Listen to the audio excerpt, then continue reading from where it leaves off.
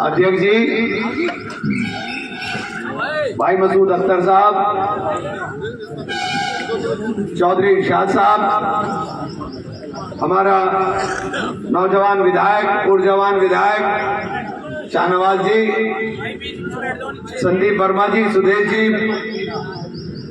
रऊफ फजलुर रहमान साहब, हमारे साथी मास्टर देशराज जी, मास्टर भाई परवीन जी, जावेद साबरी साहब, मेहरबान आलम साहब,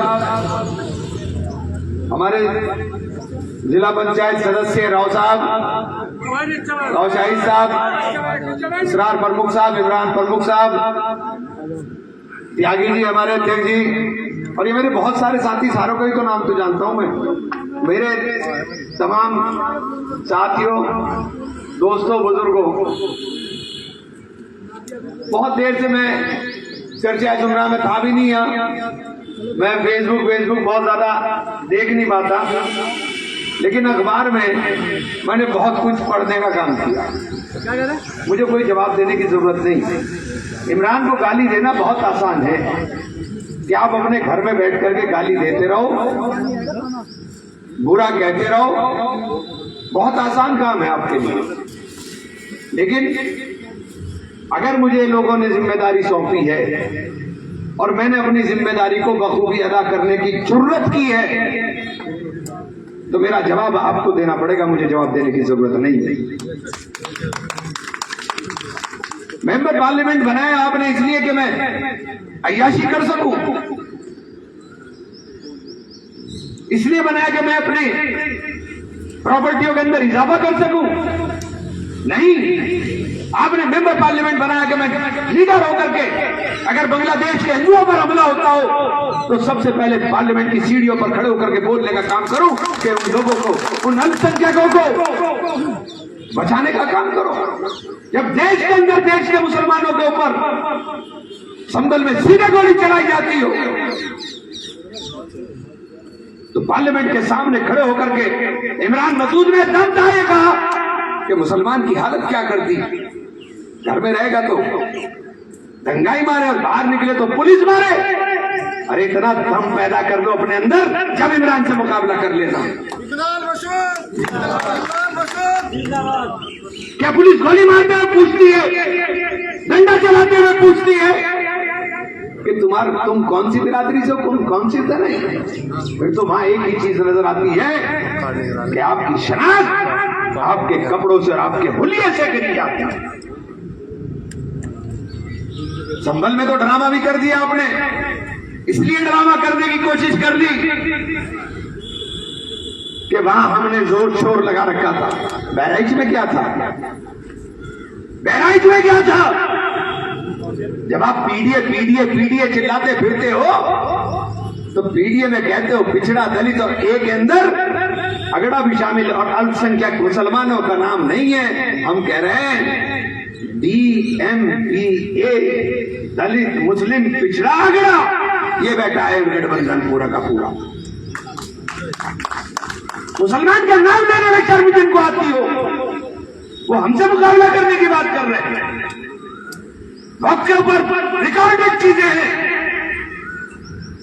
वक्त आएगा निकलेगा रिकॉर्ड, वक्त आएगा तो निकलेगा रिकॉर्ड कि किसने क्या बोला और किसने क्या कहा। क्योंकि पार्लियामेंट के अंदर एक एक चीज रिकॉर्ड होती है। सबसे ज्यादा अमेंडमेंट वक्त के ऊपर आपके मेंबर पार्लियामेंट के जाने का काम हुआ। मुझे जिम्मेदारी दी पार्टी ने जेपीसी में बैठने की, 8 महीने से 9 महीने से दौड़ रहा हूं। हिंदुस्तान के 6 चक्कर हो गए, रात वापस आया था और कल सुबह फिर चला जाऊंगा। किसके लिए?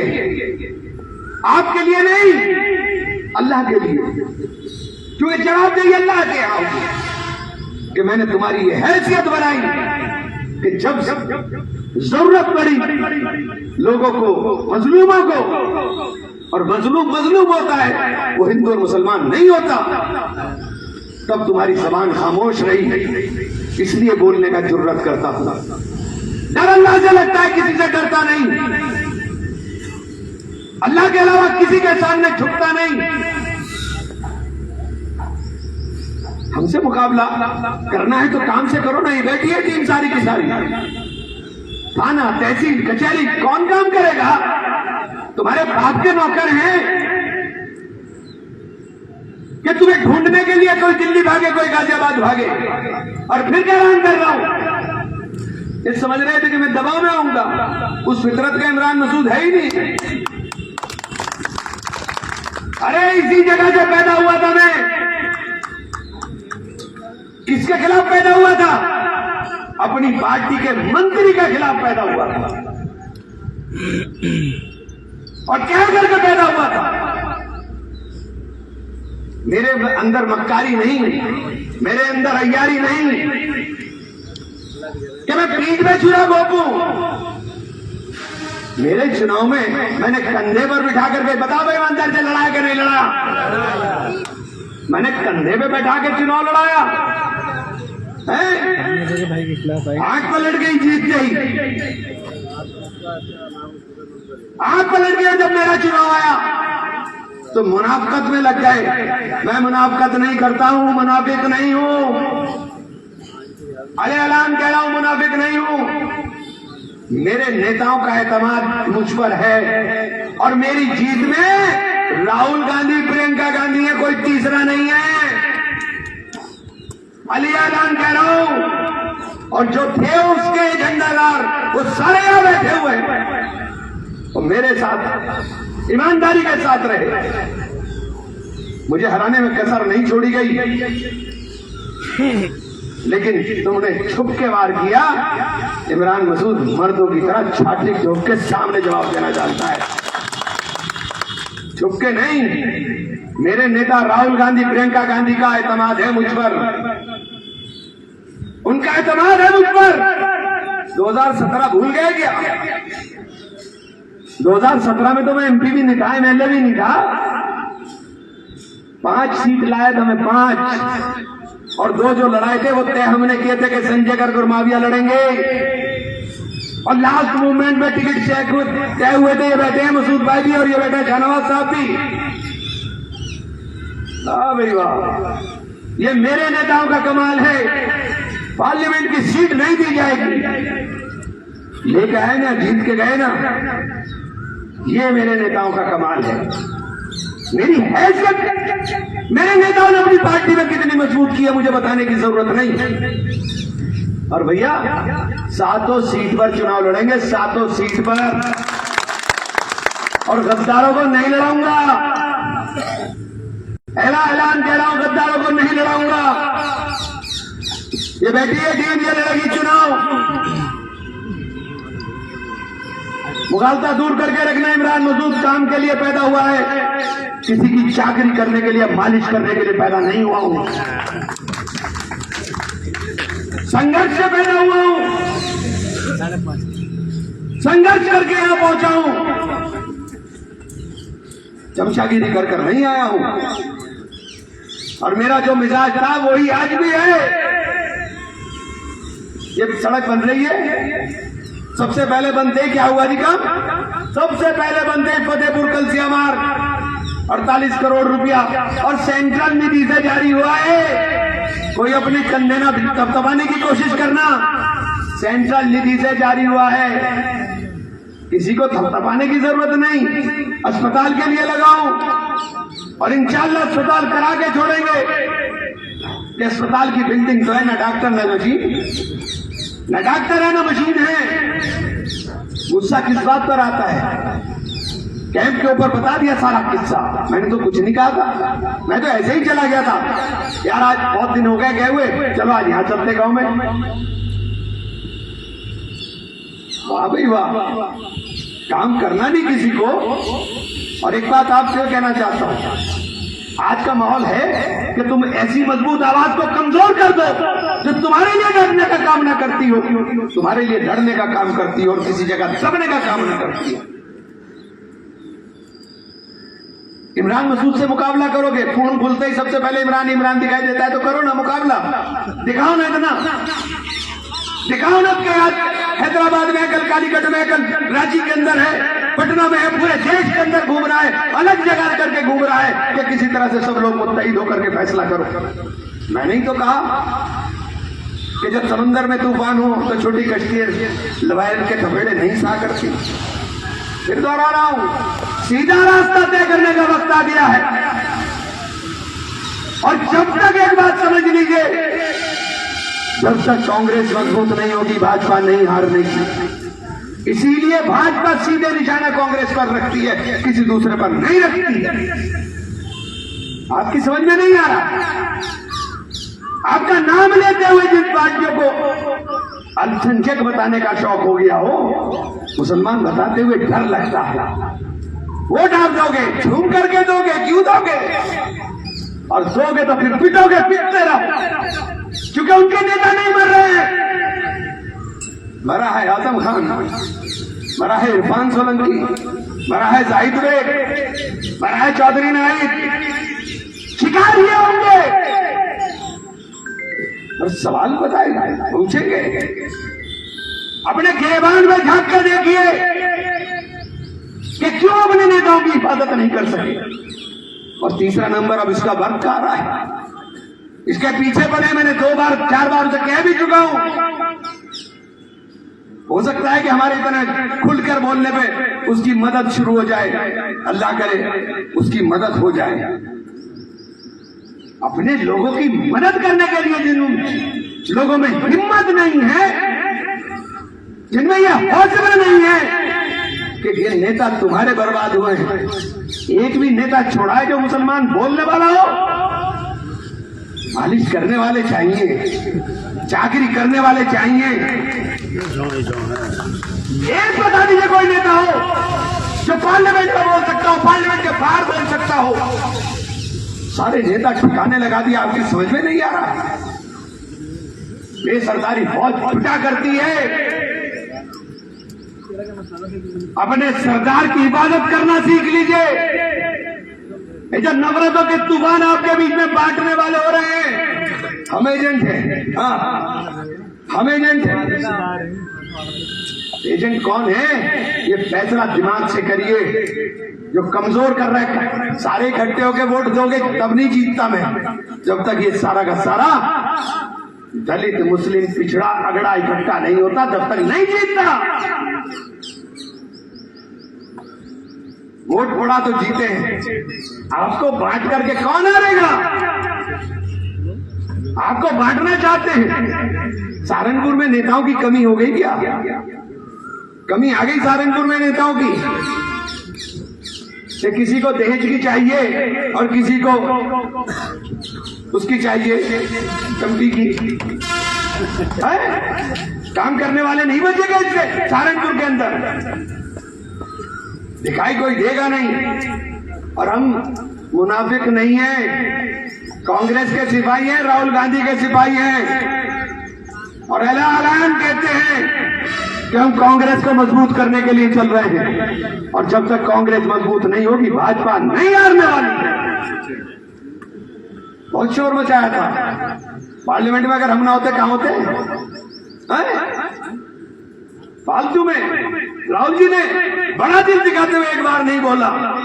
लेकिन आप तो जानते हो, मैं तो जानता हूं, आप भी जानते हो, मैं भी जानता हूं।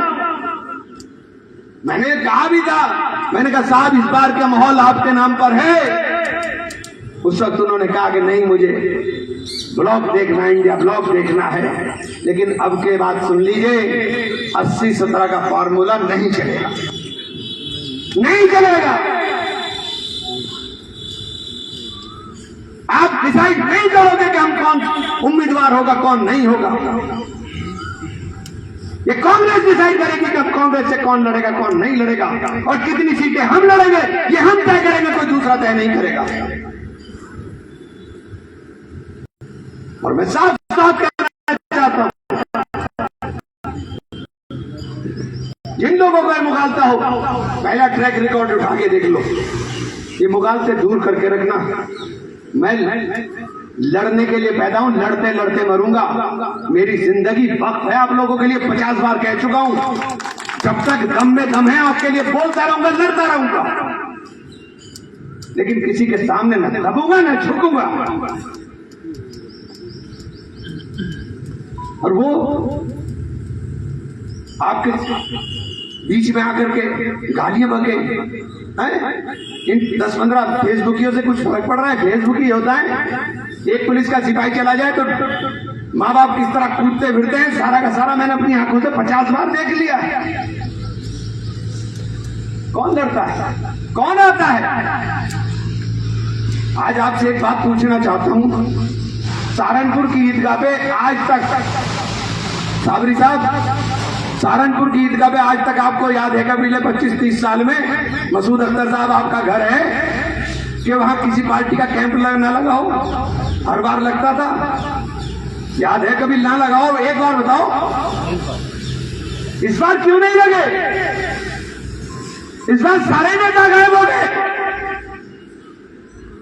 वहां अकेले हम खड़े थे और 25-30 लड़कों का एक हुजूम आया और माहौल खराब करना शुरू कर दिया।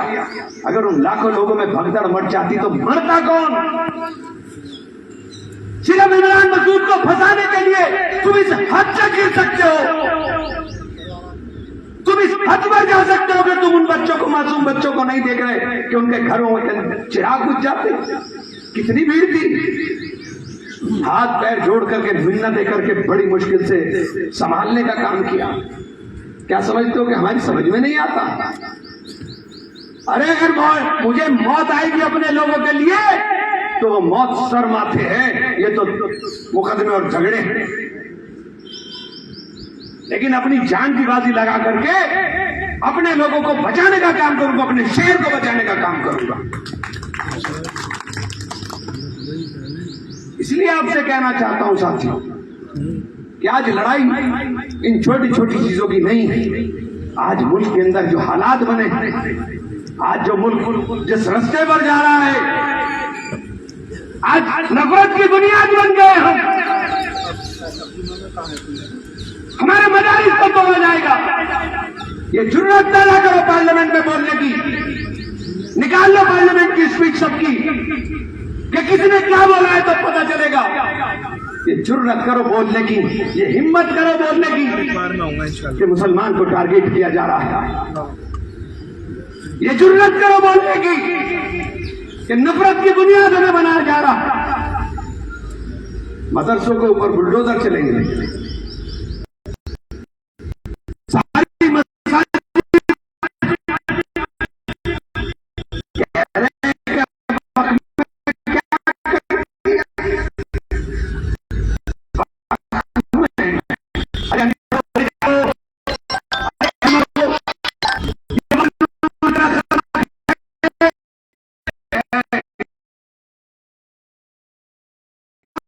यूजर के अंदर कह दिया कि कोई भी संपत्ति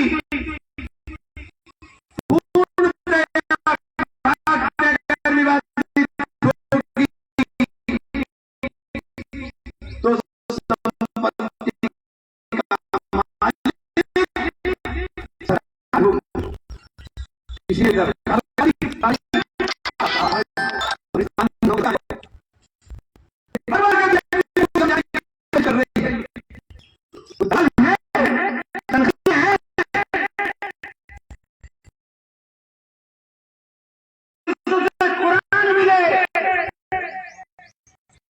प्रधानमंत्री कहते हैं कि एक हाथ में कुरान और एक हाथ में कंप्यूटर देखना चाहता हूं, तो मैंने पार्लियामेंट में कहा है, उनके सामने कहा है कि मदरसों पे बुलडोजर चला करके खुदा छीनना चाहते हो और अलीगढ़ यूनिवर्सिटी को ताकर करके मुसलमान बच्चों को क्योंकि उसके पीछे मुस्लिम लिखा है, तालीम से रोकना चाहते हो। बहुत पसंदा चिल्ला रहे हो। बताओ तुम्हें बच्चों की क्यों रोक? पिछले 6 साल से पैसा नहीं मिल रहा है। अगर आपको इतनी हमदर्दी, इतना दर्द है तो पैसा क्यों नहीं मिल रहा है? हमारी जमीनों पर बहुत है। मैंने पंडित जी कहा, मैंने कहा भाई 1939 के अंदर बद्रीनाथ केदारनाथ टेम्पल एक्ट बना और उसके अंदर बद्रीनाथ केदारनाथ मंदिर का प्रॉपर्टी का लेना हुआ। हमारी प्रॉपर्टी की चिंता है, लेकिन भगवान बद्री की प्रॉपर्टी भी देख लो। 50 बीघा जमीन देहरादून शहर में कब्जा ली, 50 बीघे रामनगर में कब्जा ली, लखनऊ स्टेशन के सामने सारी प्रॉपर्टी खतिया ली। अरे पहले ट्रिपल इंजन की सरकार, उन्हें तो खाली करा दो। ये सिर्फ मेहरबानी मुसलमानों पर ही क्यों है? नहीं कराएंगे, क्योंकि नजर तो प्रॉपर्टी पर है मुसलमानों की भी, कि इनकी प्रॉपर्टी छीन ली जाए। 2006 में इस रिपोर्ट के आधार पर यह कह रहे हैं कि हमने वक्त कानून बनाया, उसमें लिखा था कि 12,000 करोड़ की आमदनी हो जाएगी इससे। उसके प्रबंधन की बात नहीं करी। सरदार जी, सिखों की भी प्रॉपर्टी में नजर है, क्योंकि जिस दिन कानून लागू हुआ अगले दिन सामना में बयान आ गया था, हमारे पास तो 39,000 एकड़ लैंड बताई। 39,000 एकड़। मैंने सुप्रीम कोर्ट के अंदर वादी हूं।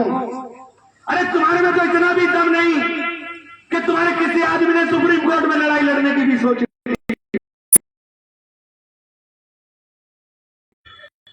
39,000 एकड़ लैंड है कहां? कौन से तहसील में, कौन से तालुका में, कौन से डिस्ट्रिक्ट में, कौन से गांव में? सरकार को बताना पड़ेगा, क्योंकि जेबीसी के अंदर सरकार ने कहा 8.5 लाख एकड़ लैंड है, फिर वो 9 लाख हो गई, फिर वो 18 लाख हो गई, और पार्लियामेंट में कानून बनते बनते 39 लाख हो गई। ये सुप्रीम कोर्ट में नहीं चलेगा। सुप्रीम कोर्ट में हलफनामा दिया, वो हलफनामा कह रहा था कि हमने 99% प्रॉपर्टी का डिजिटलाइजेशन करा लिया। ये बातें इसलिए बता रहा हूं, हिंदू भाइयों में भ्रम फैला रहे हैं। मुझे बताओ, सहारनपुर में किसी हिंदू मंदिर बकी या किसी हिंदू भाई की जमीन पर कोई वक्फ का दावा बताओ? नहीं मिलेगा। ये झूठा नैरेटिव बनाया जा रहा है। वक्फ हमारा फरीजा है, धार्मिक कृत्य है, और वक्फ कोई चीज हो सकती है जिसका मालिकाना हक हमारे पास है।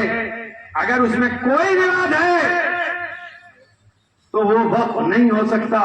इमरान मसूद ने अपनी जान वक्फ की है, लोगों के लिए, गरीबों के लिए, मजलूमों के लिए, क्योंकि इमरान मसूद की जान इमरान मसूद की है। कोई चीज ऐसी वक्त नहीं हो सकती जिसमें दूसरे का इख्तियार होगा। लेकिन झूठा नैरेटिव बनाया जा रहा है। मैं बार बार कहता हूं, हमने पढ़ाई कर करके इसके ऊपर घूम घूम करके देखने का काम किया। कहते हैं ना कब्र छेड़ेंगे, ना ईदगाह छेड़ेंगे, ना कब्रिस्तान छेड़ेंगे, ना मस्जिद छेड़ेंगे, और दूसरे ही पल कहते हैं कि दिल्ली के अंदर 128 प्रॉपर्टी। इन अनपढ़ जाहिलों को बताना चाहता हूं, मेरी बात फेसबुक के माध्यम से जा रही है, जो लोग प्रचार करते हैं, इन अनपढ़ जाहिलों को बताना चाहता हूं कि पढ़ो। दूसरा ही बल सरकार कहती है कि 128 प्रॉपर्टी, वो 128 प्रॉपर्टी दिल्ली की डिनोटिफाई कर दी। 1911 में दिल्ली जब बनाने की बात हुई और लैंड एक्वायर होने का काम हुआ, उस वक्त वो 128 प्रॉपर्टी 1913 के अंदर वक्फ कर वक्फ को दी गई। उनमें क्या है? उनमें दरगाह है, ईदगाह है, खानगाह है और मस्जिदें हैं।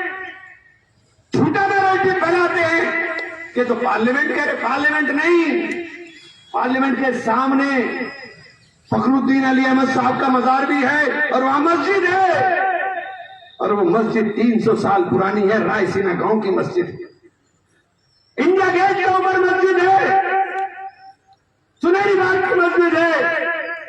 वो 128 प्रॉपर्टी, कब्रिस्तान, ईदगाह और मस्जिद है, और कहते हैं कि हम उनको छीनेंगे नहीं, और उन्हीं 128 प्रॉपर्टी को कहते हैं कि ये तो हमारी। एएसआई को कहते हैं कि एएसआई प्रोटेक्टेड मूवमेंट, जो आसारे कदीमा के जितने भी प्रोटेक्टेड मूवमेंट है उनकी सरकार मालिक होगी। आज ये मुसलमानों पर कर रहे हैं, कल ये हिंदुओं के ऊपर भी करेंगे। वो प्रॉपर्टीज कौन सी है? हमारे आबा अजदाद ने बनाई मस्जिद नमाज के लिए, और एएसआई को ये प्रॉपर्टी थी प्रबंधन के लिए, मैनेजमेंट मैनेज करके। एएसआई पैदा हुई 1871 में। 1904 से एएसआई ने काम करना शुरू किया, और वो प्रॉपर्टी है 500 साल पुरानी, और आज कहती है कि एएसआई उसकी मालिक हो गई। और ये कानून लागू होगा तो वो मस्जिदें आपकी नहीं बचेंगी जो प्रोटेक्टिव मोनूमेंट है, जिसमें फतेहपुर सीकरी की मस्जिद भी शामिल, जिसमें जामा मस्जिद भी शामिल। और कहते हैं कि हम इनको छेड़ नहीं रहे। आपकी समझ में नहीं आ रही ये बात। और कुछ जाहिल लोग मेरे ऊपर उंगलियां उठा रहे हैं। मैं इन जाहिल की जहालत का जवाब जहालत से नहीं दे सकता, न मैं उन अल्फाजों का इस्तेमाल करता हूं, लेकिन मैं इतना जरूर कहना चाहता हूं कि हम लड़ाई लड़ रहे हैं ईमानदारी के साथ। जब हमारे 39 लाख एकड़ लैंड बताई गई और कानून पास हुआ, तो अगले ही दिन कैथलिक लोगों की जमीन कितनी हो गई? 17.5 करोड़ एकड़ लैंड। 17.5 करोड़ एकड़ लैंड कह दिया ईसाइयों के पास है। तीसरा नंबर सरदारों का है, और चौथा नंबर उन बड़े बड़े मंदिरों का है, उन बड़े बड़े मठों का है। ये हमारे पैसे को हड़पना चाहते, अपने मित्रों में बांटना चाहते, और सवाल अपने भेजे हुए एजेंटों के माध्यम से हमसे कराते। पूरे देश में पंचायतें चल रही हैं। हम पागल हैं क्या? हम पागल हैं? कभी गुलबर्गा में, कभी हैदराबाद में, कभी रांची के अंदर है, कभी अहमदाबाद में, कभी जयपुर के अंदर है, कभी श्रीनगर पहुंचते हैं। हम पागल हैं क्या?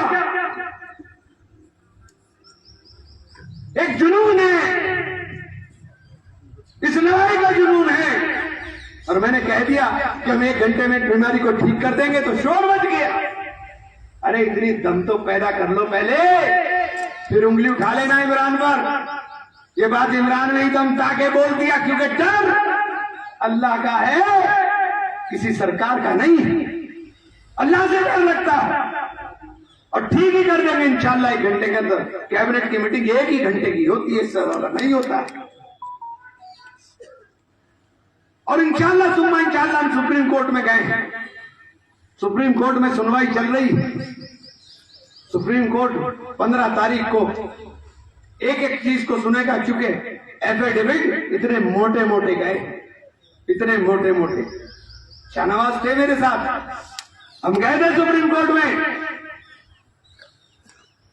जो मसला है उसके ऊपर बोलने की जरूरत तुम्हारे अंदर है नहीं, बस इन्हें बांट करके इनको अलग कर दो। मुझे बता दो फुरकान बाबू, 2013 में जब हालात इतने खराब थे कि गांव-गांव में हंगामा बरपा था, तो रात रात भर कौन जाग रहा था? कौन जाग रहा था रात भर? मैं विपक्ष में था, इनकी सरकार थी। कौन जिम्मेदार है? सारे बरी हो गए मुकदमों से। सवाल नहीं पूछेगी जनता, क्यों मुकदमा से बरी हो गए सर? सारे मुकदमा से मुलजिम बरी हो गए। सवाल नहीं होगा कि लिखा पढ़ी क्यों नहीं हुई। नेताओं को तो जेल होगी और कातिल बरी होंगे, इसका जवाब कौन देने का काम करेगा? आजम खां को बर्बाद कर दिया, कौन जिम्मेदार है? उसके लिए भी क्या राहुल गांधी जिम्मेदार है? ये बात तो आपको सोचनी पड़ेगी कि लड़ाई किस तरफ जा रही है और लड़ाई किस चीज के लिए। इसलिए साथियों, आपसे कहने के लिए आया हूं कि आपका था, आपका हूं और आपका रहूंगा। और ये जो नफरत आपके बीच में बोने की साजिश करने वाले लोग हैं, इनको बेनकाब कर करके रखने का काम करिएगा। हिंदू, मुस्लिम, सिख, ईसाई मिलकर ही बेड़ा पार करेंगे, अकेले बेड़ा पार नहीं हो सकता है। बेटे मेरे दलित भाई, इन्होंने किस तरह से वोट दिया? ये बैठे ठाकुर साहब, रघुकुल रीत सदा चली आई, प्राण जाई पर वचन न जाई। पंडित जी, राम नारा नहीं विश्वास है, ये भौतिकता की नहीं मन की प्यास है। राम नहीं मिलेंगे मंदिर के फेरों में, राम मिलेंगे शबरी के झूठे फेरों में। सैनी साहब, राम मिलेंगे मर्यादा से जीने में, राम मिलेंगे हनुमान जी के सीने में। ये चुनाव किसने बनाया? वाहेगुरु का खालसा, वाहेगुरु की फतेह। ये हिंदुस्तान, हम दूसरे का आदर करेंगे, सम्मान करेंगे। अगर अपने लिए सम्मान की उम्मीद करते हो तो पहले दूसरे के सम्मान करना सीख लो। एक आवाज के ऊपर ये बैठा है मेरा सुदेश। मस्जिद नहीं बन रही थी गांव में, मस्जिद नहीं बन रही थी गांव में। ये खड़ा हो गया लाठी लेकर के, मैं बनवाऊंगा जिसमें दमो रोक ले भाई। इसकी बनवाई की मस्जिद है वहां गांव के अंदर, और जिसे चौक हो बांधू भेड़ जाकर के देख लेना। ये जो फौज बैठा रखी है, ये फुसफुस नहीं है कि इन्हें ढूंढने के लिए तुम्हें बाहर जाना पड़ेगा। एक टेलीफोन पर नजर आती है हर जगह। और सबसे ज्यादा जरूरत किसे है? सबसे ज्यादा जरूरत उन्हें है फुरकान बाबू, जो छोटे छोटे हर गांव के अंदर बसे हुए हैं, थोड़ी थोड़ी तादाद में हर गांव में बसे हुए हैं। उनको सबसे ज्यादा जरूरत है। बस बाकी और कुछ नहीं कहता, इतना अकल